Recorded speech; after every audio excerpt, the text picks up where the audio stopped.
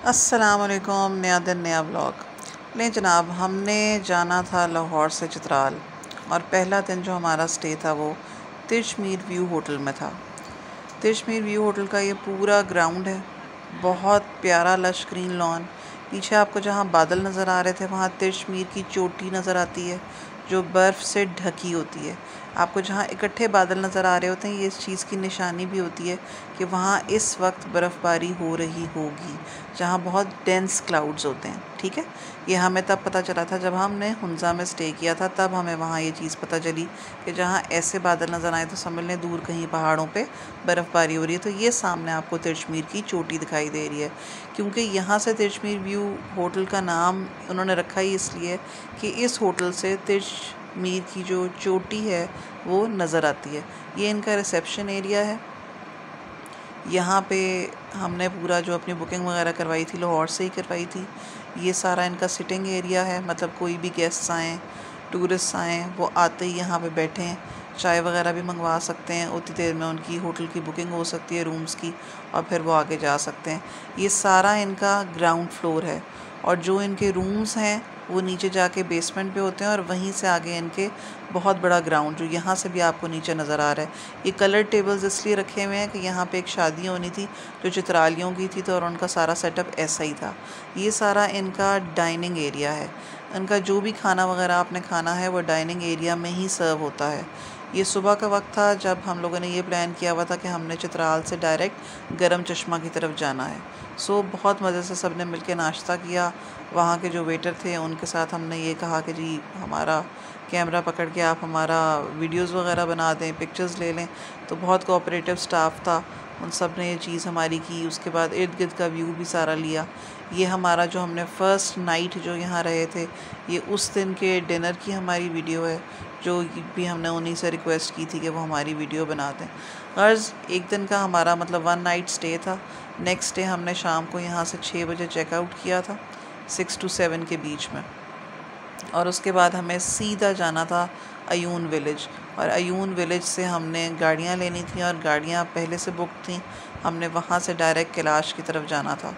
सफ़र बहुत थका देने वाला होता है, क्योंकि आपको 16 घंटे की ड्राइव के बाद यहाँ पहुँचना होता है।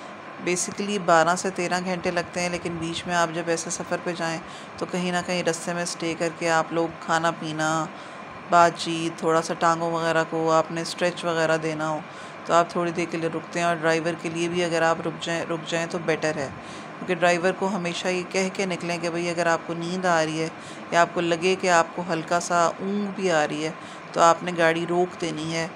बेटर ये होता है ताकि आप एक्सीडेंट से बच सकें। ठीक है, तो आप हमेशा ये याद रखें, ये टिप है कि जब आप इस तरह किसी लॉन्ग रूट पे निकलें तो हमेशा ड्राइवर को रूट स्टार्ट होने से पहले, सफ़र शुरू होने से पहले ये ज़रूर कहें कि भाई जिस वक्त आपको नींद आ रही हो या आपको लगे कि मुझे नींद का झोंका आ सकता है, आप उसी वक्त हमें बताएं। हम आपको 1 आवर या 1.5 आवर के लिए कहेंगे कि रेस्ट करें, आँखें बंद करें, और हम तब तक इर्द गिर्द फिर सकते हैं या बैठ सकते हैं। ये एक्सीडेंट होने से बेहतर है कि आप ये सेफ्टी प्रिकॉशन यूज़ करें। रास्ते में ड्राइवर अगर कहीं तेज़ स्पीड कर रहा हो तो भी आपका काम है कि उसे कहें कि नहीं, जिस तरह रास्ते में जगह जगह पे लिखा आता है बेटर लेट देन नेवर। ठीक है, आपको बेहतर ये है कि लेट हो जाएं बजाय इसके कि कहीं रास्ते में खुदा न खास्ता कोई एक्सीडेंट का शिकार हो जाए। बहुत खूबसूरत एरिया था, साफ़ सुथरा, बहुत अच्छा स्टाफ। कहीं भी इर्द गिर्द हमें ऐसा नहीं नज़र आया कि हम एक ऐसे शुमाली इलाका जात की तरफ आए हैं जो पंजाब से दूर है और ये शायद इतना ज़्यादा ठीक नहीं होगा। नहीं, हर तरह का लकड़ी का काम, खूबसूरती, जनरल एम्बियंस, हर चीज़ के ऊपर उन्होंने काम किया हुआ था। गर्ज़ बहुत खूबसूरत जगह थी। रात की तारीकी में इतना व्यू नज़र नहीं आया कि हमें पता चलता कि तिशमीर की चोटी सामने नज़र आती है, लेकिन जैसा कि हमने आपको वीडियो के शुरू वाले हिस्से में दिखाया कि तिशमीर की चोटी इतनी खूबसूरती से सामने नज़र आती है, और सूरज की किरणें जिस तरह बादलों से निकल रही थी, ये आपको पंजाब में बहुत कम दिखाई देता है, क्योंकि पोल्यूशन की वजह से आपको ऊपर का स्काई तो नज़र ही नहीं आता। तो आसमान का जो नीलापन यहाँ नज़र आता है वो आपको पंजाब में नज़र नहीं आता, सिर्फ़ और सिर्फ फ़िज़ाई आलूगी की वजह से।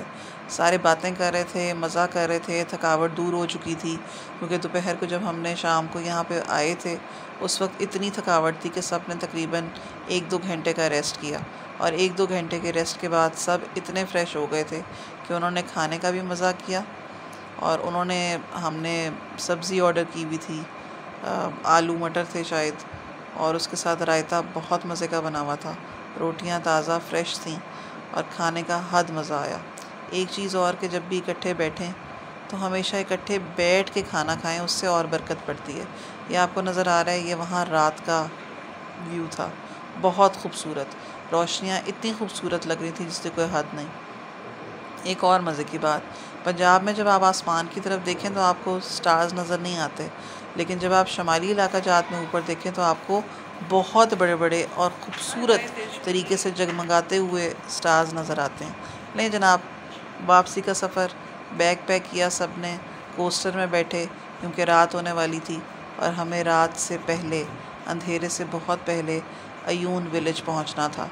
अयून गांव पहुंचते ही हमने वहां से गाड़ियां लेनी थी और हमने सीधा कैलाश जाना था और सफ़र हमारा तकरीबन 2 से ढाई घंटे का था।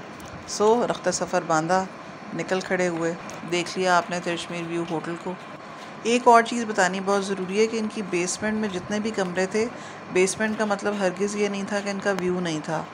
हर कमरे के बाहर एक बैल्कनी थी और उसके आगे आप वहाँ पे खड़े होकर पूरे चित्राल का नज़ारा कर सकते थे। इतने प्यारे तरीके से उन्होंने चीज़ें बनाई हुई थी और अपने हर कमरे की लोकेशन सेट की हुई थी। और अब हम जा रहे हैं सीधा कैलाश। नेक्स्ट व्लॉग में हम आपको कैलाश दिखाएंगे।